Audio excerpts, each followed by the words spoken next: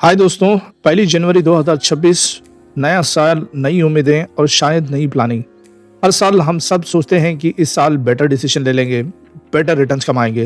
लेकिन सच ये है कि साल के बीच में ही काफ़ी रिटेल इन्वेस्टर्स का कॉन्फिडेंस कहीं ना कहीं टूट जाता है।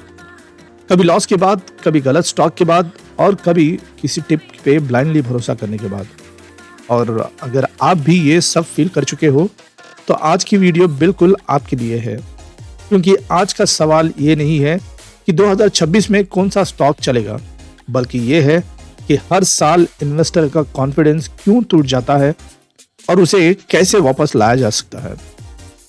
तो चैनल को सब्सक्राइब कर लो, क्योंकि हर थर्सडे और संडे मैं लाता हूँ आपके लिए फंडामेंटल एनालिसिस वीडियो और कंपैरिजन वीडियो भी। और एक इंपॉर्टेंट बात, ये वीडियो सिर्फ एजुकेशनल और एनालिसिस पर्पस के लिए है, इसे इन्वेस्टमेंट एडवाइस ना समझे। तो दोस्तों, अगर हम ऑनेस्टली देखें तो रिटेल इन्वेस्टर कुछ कॉमन गलतियां बार बार रिपीट करते हैं। हम टिप्स और सोशल मीडिया नॉइज के पीछे भागते रहते हैं, प्राइस ऊपर जाते ही एंट्री ले लेते हैं और थोड़ा नीचे आते ही पैनिक कर लेते हैं।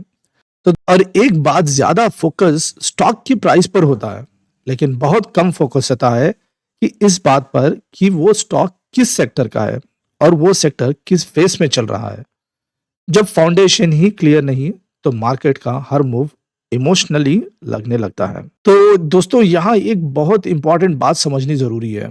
अपना कॉन्फिडेंस इसलिए नहीं टूटता है क्योंकि वो वीक होता है।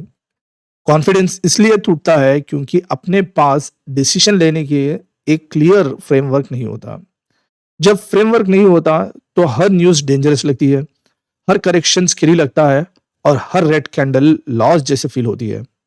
तो धीरे धीरे हम अपनी अंडरस्टैंडिंग पर डाउट करने लग जाते हैं। इसी कंफ्यूजन के बीच 2025 ने हमें एक स्ट्रॉन्ग लेसन दिया।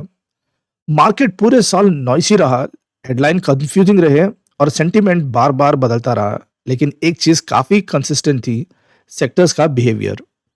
मार्केट सबके लिए सेम नहीं था, लेकिन जो इन्वेस्टर्स को समझ आ रहा था उसके लिए तो पिक्चर थोड़ी क्लियर थी। जो सिर्फ प्राइस देख रहा था वो कंफ्यूज होता रहा। तो अगर हम सेक्टर को देखें तो कहानी काफी क्लियर थी। डिफेंस और इलेक्ट्रॉनिक्स में ऑर्डर ने डायरेक्शन दिखाई, वहीं रिन्यूएबल्स में सिर्फ अनाउंसमेंट्स काफी नहीं रहे, वहां एग्जीक्यूशन का टेस्ट हुआ। जब लॉजिस्टिक की बात कर लें तो क्वाइटली इकोनॉमी को सपोर्ट करता रहा बिना ज्यादा नॉइस के।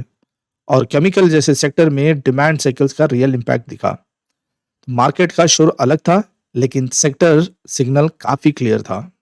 दोस्तों, अगर आपका कॉन्फिडेंस वापस लाना चाहते हो तो आपको स्टॉक से स्टार्ट नहीं करना चाहिए। अप्रोच सिंपल रखो, पहले सेक्टर समझो, फिर बिजनेस, फिर नंबर्स और सबसे लास्ट में स्टॉक। जब सेक्टर क्लियर होता है तो स्टॉक का short term movement emotionally disturb नहीं करता और डिसीजन ज्यादा लॉजिकल हो जाते हैं। कॉन्फिडेंस एक दिन में वापस नहीं आता है, कॉन्फिडेंस एक प्रोसेस है, वो प्रोसेस से आता है। जब आपको पता होता है कि आप किस सेक्टर में हो और उस सेक्टर की डिमांड कहाँ से आ रही है और बिजनेस का रोल क्या है, तब आप हर दिन अपना पोर्टफोलियो चेक नहीं करोगे, ना आप अपना स्क्रीन ओपन करते रहोगे बार बार। आप हर न्यूज़ पे रिएक्ट नहीं करोगे। आप यही सोचते रहोगे कि अगर सेक्टर और बिजनेस स्ट्रांग है तो शॉर्ट टर्म वोलेटिलिटी मैनेज हो जाएगी। यही क्लैरिटी धीरे धीरे आपको मेंटली स्ट्रांग बनाती है। तो दोस्तों, इस अप्रोच के साथ 2026 में इस चैनल का फोकस भी क्लियर रहेगा।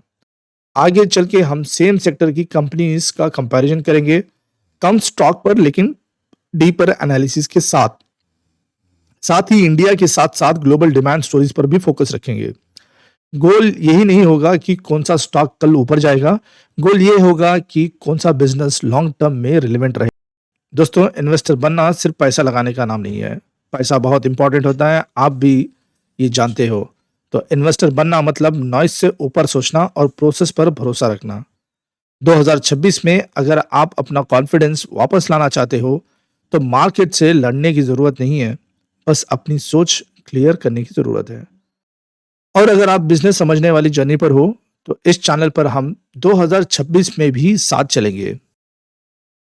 तो दोस्तों, इस वीडियो को ज्यादा से ज्यादा लोगों तक शेयर करो और इस वीडियो को लाइक करो, चैनल को सब्सक्राइब करो।